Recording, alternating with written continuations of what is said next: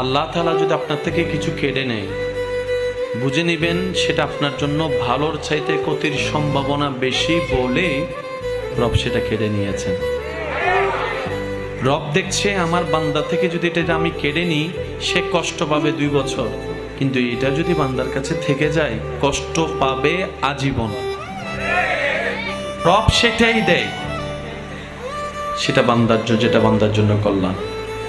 বান্দা চেয়ে নেওয়া আর রব খুশি হয়ে দেওয়ার মধ্যে আসমান জমিনের পার্থক্য আছে না নাই?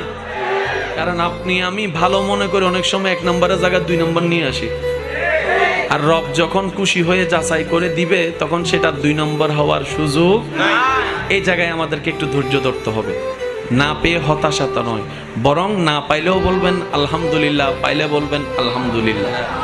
দেখবেন আল্লাহ আপনার জন্য ভালো, যেটা সবচাইতে ভালো সেটাই আপনার জন্য